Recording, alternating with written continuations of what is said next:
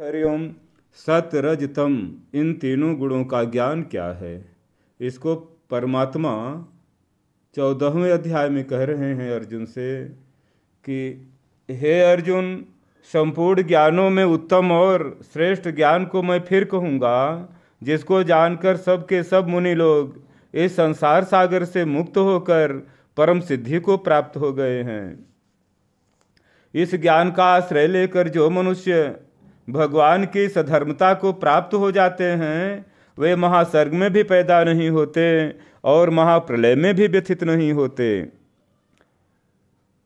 भगवान कह रहे हैं कि मेरी मूल प्रकृति तो उत्पत्ति स्थान है और मैं उसमें जीव रूप गर्भ का स्थापन करने वाला हूँ।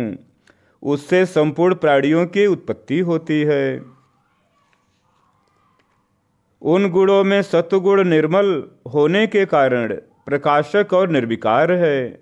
वह सुख की आसक्ति से और ज्ञान की आसक्ति से आत्मा को बांध देता है।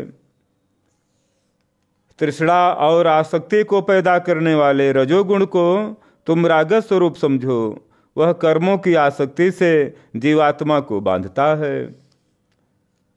संपूर्ण देहधारियों को मोहित करने वाले तमोगुण को तुम अज्ञान से उत्पन्न होने वाला समझो। वह प्रमाद, आलस्य और निद्रा के द्वारा देह के साथ अपना संबंध मानने वालों को बांध देता है। नारायण कह रहे हैं कि हे अर्जुन, सत्वगुण सुख में और रजोगुण कर्म में लगाकर मनुष्य पर विजय करता है, परंतु तमोगुण ज्ञान को ढककर प्रमाद में लगाकर मनुष्य पर विजय करता है। जब रजोगुण और तमोगुण को दबाकर सतगुण बढ़ता है तो जीव में प्रकाश, पवित्रता आती है। सत्वगुण और तमोगुण को दबाकर जब रजोगुण बढ़ता है तब कर्म करने की प्रवृत्ति लोभ पैदा होती है। वैसे ही सत्वगुण और रजोगुण को दबाकर तमोगुण जब बढ़ता है तब आलस, निद्रा और बुरे विचार उत्पन्न होते हैं। जब इस मनुष्य शरीर में सब द्वारों में प्रकाश, स्वच्छता, पवित्रता, विवेक ये सब प्रकट हो जाते हैं तब यह जानना चाहिए कि सत्वगुण बढ़ा हुआ है। रजोगुण के बढ़ने पर लोभ, प्रवृत्ति, कर्मों का आरंभ, अशांति और स्पृहा ये वृत्तियां पैदा होती हैं। तमोगुण के बढ़ने पर अप्रकाश, अज्ञान, अप्रवृत्ति, प्रमाद, मोह, आलस्य ये वृत्तियां भी पैदा हो जाती हैं। जिस समय सत्वगुण बढ़ा हो उस समय यदि देहधारी मनुष्य शरीर छोड़कर जाता है तो वह उत्तम वेत्ताओं के निर्मल लोकों में जाता है, और जब रजोगुण बढ़ा हुआ है तब प्राणी शरीर छोड़कर जाता है तो कर्म संगी मनुष्य योनि में ही जन्म लेता है। और जब तमोगुण बढ़ा हुआ है उस समय जो शरीर छोड़ता है वह मूढ़ योनियों में, कीट पतंगों में, पशु पक्षियों में जन्म लेता है।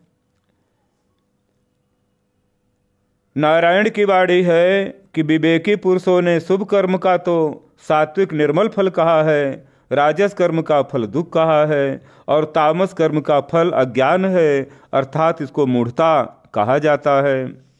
सत्वगुण से ज्ञान और रजोगुण से लोभ आदि उत्पन्न होते हैं और तमोगुण से प्रमाद, मोह, अज्ञान ये सब उत्पन्न होते हैं। सत्वगुण में स्थित मनुष्य ऊर्ध्वलोक में जाते हैं, रजोगुण में स्थित मनुष्य मृत्युलोक में जन्म लेते हैं और निंदनीय तमोगुण की वृत्ति में स्थित तामस मनुष्य अधोगति में चले जाते हैं। जब विवेकी मनुष्य अर्थात विचार कुशल मनुष्य तीनों गुणों के सिवाय अन्य किसी को करता नहीं देखता, ये तीनों गुण ही कर्म करवा रहे हैं और अपने को गुणों से पर अनुभव करता है। जो स्वयं है जीव ये गुणों से अलग है, गुणों से ऊपर है, तब वह ऐसा जब समझ लेता है तब वह भगवान के स्वरूप को प्राप्त हो जाता है। देहधारी विवेकी मनुष्य देह को उत्पन्न करने वाले इन तीनों गुणों का अतिक्रमण करके जन्म, मृत्यु और वृद्धावस्था रूप दुखों से रहित हो जाता है और अमरता का अनुभव कर लेता है। अर्थात जीव जब ये तीनों गुणों को पार कर लेता है, सत रज तम से अपने को अलग जान लेता है, तब उसे स्वतः अमरता का अनुभव होने लगता है। ऐसा सुनकर अर्जुन बोले भगवान से कि हे प्रभु, हे नारायण, इन तीनों गुणों से अतीत हुआ मनुष्य किन लक्षणों से युक्त होता है, उसके आचरण कैसे होते हैं, और इन तीनों गुणों का अतिक्रमण कैसे किया जाता है, इन तीनों गुणों से कैसे बचें, अमरता का अनुभव कैसे करें।